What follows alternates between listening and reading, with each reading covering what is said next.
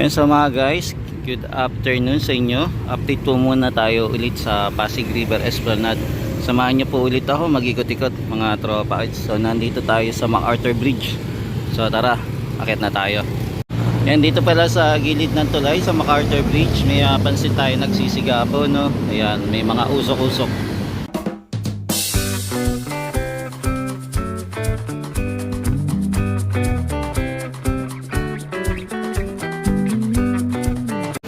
Yan, so dito naman po yung nakikita natin nakabakod o metal fence. Ito po naman po yung headquarters ng gagawa po ng Pasig River Esplanade. Ngayon po wala pa tayong update, pero abangan natin kung kailan po sila muling makakabalik para sa panibagong Esplanade po na gagawin.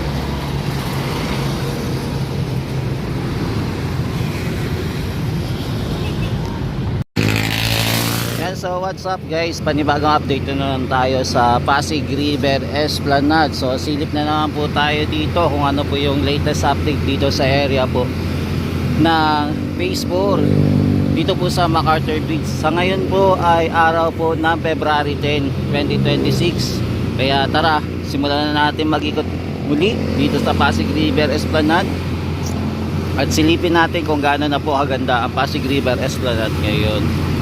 So tara guys, simulan na natin. Yan, ngayon po ay nandito tayo sa MacArthur Bridge dito po sa taas, at nandito na po sa baba ang Pasig River Esplanade. Yan, dito po muna tayo mag-update at sisilip para makita natin yung view dito sa Pasig River Esplanade.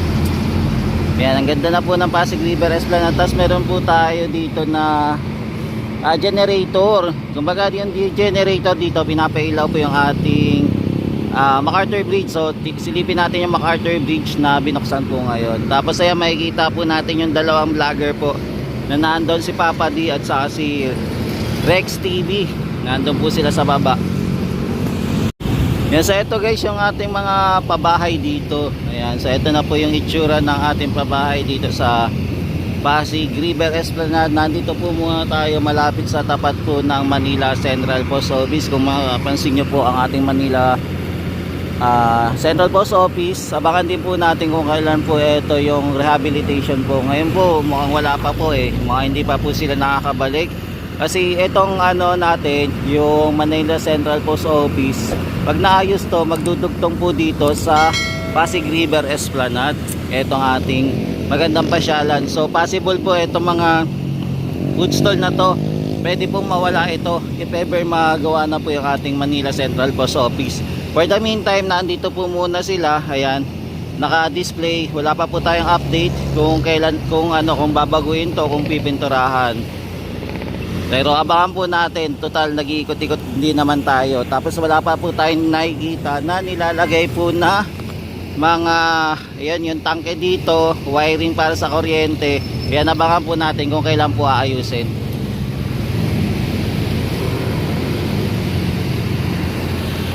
Yan, so ito naman po yung mga halaman natin, nandito pa rin po, pero may mga part po kasi na may problema po mga guys, no. Ayan, dahil po natatapakan. Ayan, no, umabot na nga hanggang dito yung mga nasirang halaman. Ayan. Tapos ito naman po yung pabahay natin. Ayan, so ito po yung itsura na pabahay natin. Diba? Napuno po sila ng food stall, yung kiosk. Ayan, napuno po. Ayan, nakahilera po ngayon dito. Tapos ito naman po yung ating Binondo. Ayan, kabila naman po, mag-aabang din po tayo ng Pasig River Esplanade na gagawin din po sa kabila. Pero mukhang hindi pa po lumalabas yung budget Pero sana magkaroon din po ng Esplanade para mas maganda yung pasyalan dito sa Maynila, no. Kumbaga yung Maynila yung unang papagandahin at lilinisin, no, para maging tourist attraction itong Maynila, kasi ito naman po yung unang naging capital sa Pilipinas, itong ating Maynila. Diba? Puro old school yung mga building dito, no. Kung pwede nga yun lang ibalik mala Europe ang dating ng Maynila, no. Siguro ang ganda dito.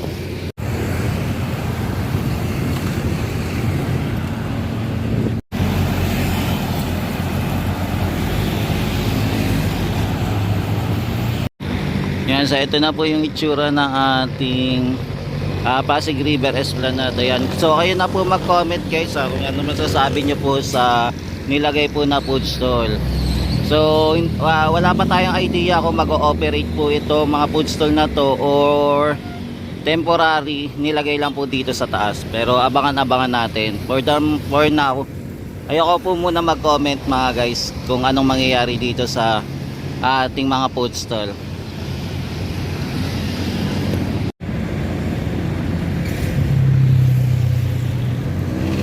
Yan, so ito yung tsura ng ating food stall mga tropa. Ayan. Ay, diba? Wow na wow. So etong ating pailaw binuksan na din po. Kaya mamaya bababa tayo para makita po natin. Yan, so ito po yung view natin.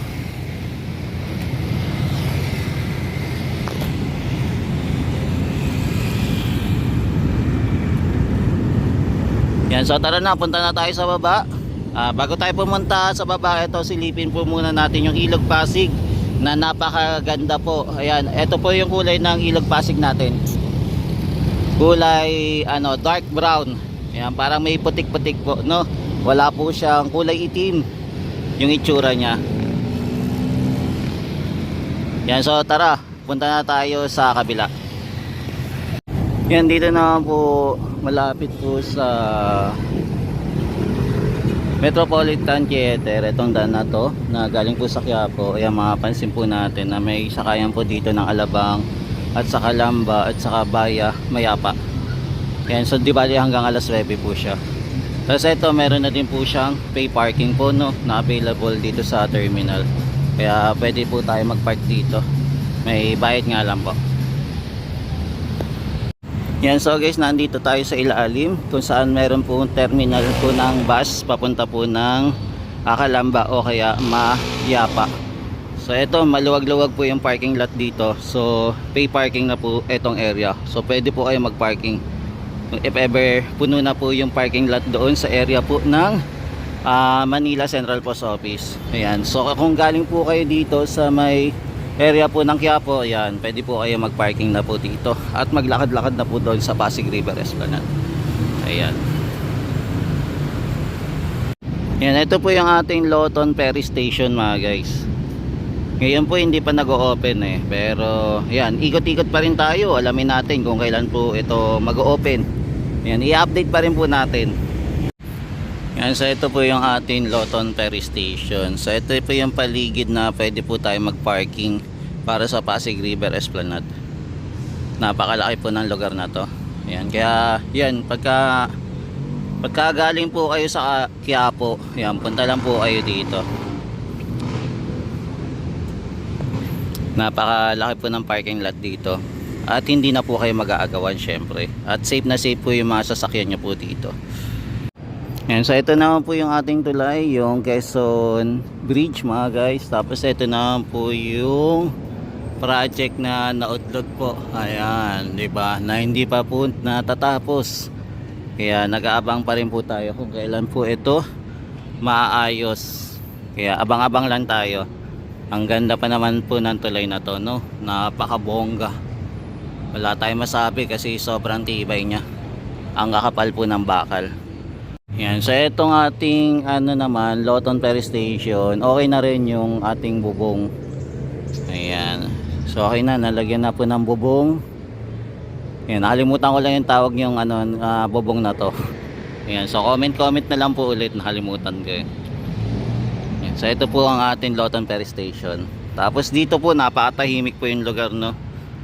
Ayan, napakatahimik po yung pasyalan dito. Yan, so kasama naman po natin si Rex TV. Nag-update din dito po sa Pasig River Esplanade. Ayan, diba? Laging active din po siya dito para silipin po yung kung ano po yung mga pagbabago dito sa Pasig River Esplanade. Sa ngayon po, itong ating mga food stall po, hindi pa po siya nababago o napipinturahan.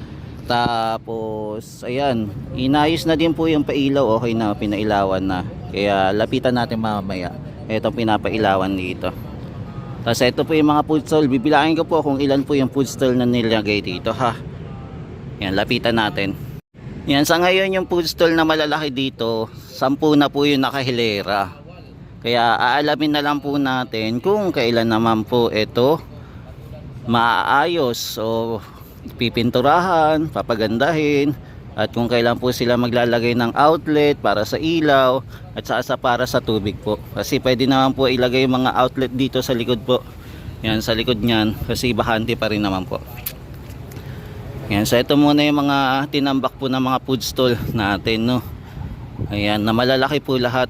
Yan, so bilangin natin na 1, 2, 3, 4, 5, 6, 7, 8, 9, 10 na po. Ayan, 10 po yung ating food stall dito na napakalaki. Ayan, so pwede po tayo magtanong-tanong. Mukhang ang in charge pa rin po dito ay Intramuros pa rin ata. Ayan, pero check natin kung sila pa rin po yung magiging in charge dito.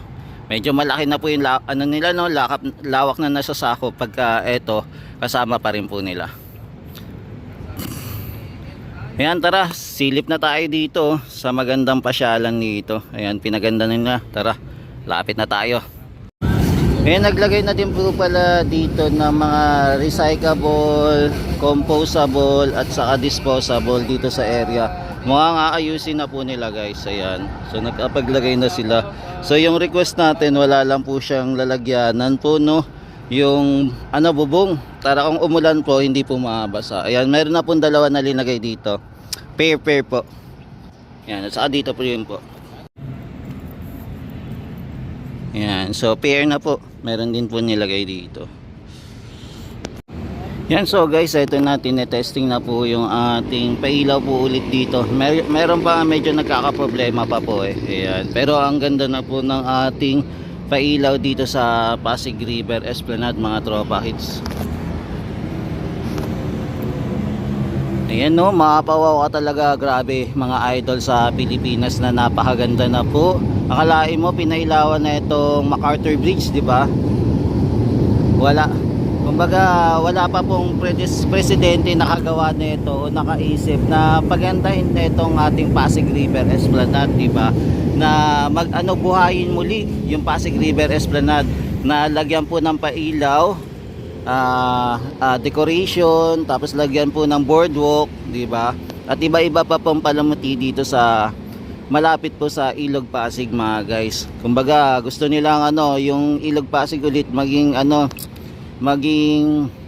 apa tawag doon, kumbaga yan, gusto nila yung Ilog Pasig, mga guys, maging sentro po ulit ng kalakaran katulad po nung unang panahon, di ba? So sabihin natin yung ating Pilipinas naging mayaman noong 1950s, di ba? Tapos ayan, kaya sana bumalik po ulit yung sigla ng Pilipinas, lalo na etong Maynila, no, na napakaganda. Ayan po, di ba? Binuksan na po, guys. Ayan, di bali po naglagay po muna nito ng pangalan. Ayan, no. Galing ng computerized nila, oh. May mga arte-arte pa, mga guys. Oh, di ba?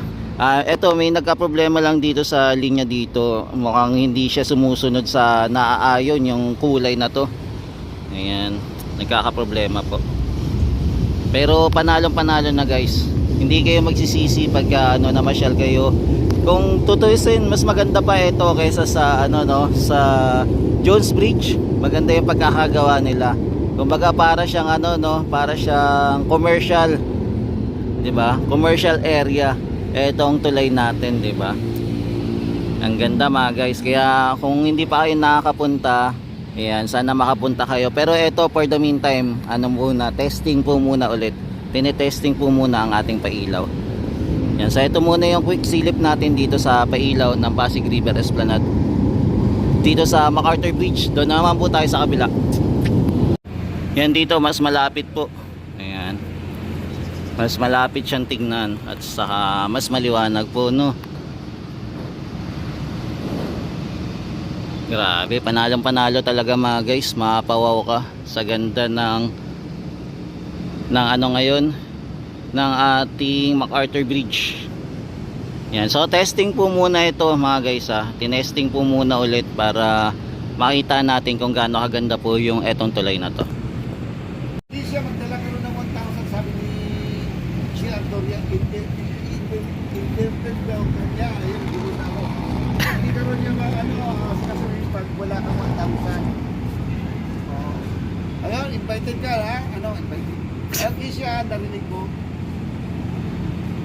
Yan, so nandito naman po tayo sa food stall. Ito yung mga food stall sa baba, mga guys. Ito, nakapila po siya. Ako malamig yata ngayon sa siguro.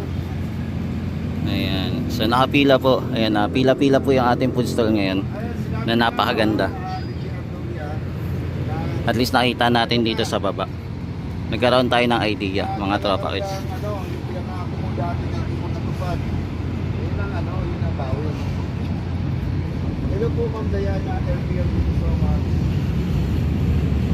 Yan, so lipat na tayo sa kabila mga guys ha. Yan, at least nakita na natin itong lugar.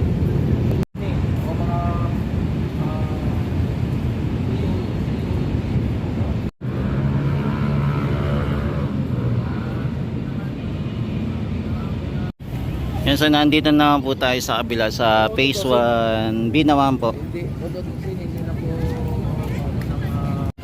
Yan, tapos makapansin din po natin, pinailawan din po yung ating tulay na yung Jones Bridge naman. Ayan, pinailawan po. So maganda din po yung view ngayon, no?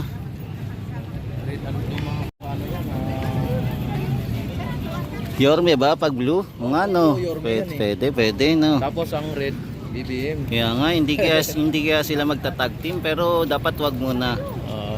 Tatlon, ano na lang, 4 na lang. Yan, so ito na po yung ating magandang tulay. Ayan, pinatugtog na po mga guys. Uy, Yung tulay natin. So ibig sabihin, meron po itong spotlight pala, no? Ay, ayan. lang, Yan, so napakaganda po ng ating tulay. At saka habang papalubog po kasi yung yung araw, mas makinang pa rin po yung ilaw niya, no? Bago po siya gumabi. Yan, grabe, ang laki na po ng pinagbago ng Maynila, no? Sa tulong na rin po ng ating administrasyon at saka ng mayor po ng Maynila. Jones Bridge sa mga bayan kanina, doon tayo sa may...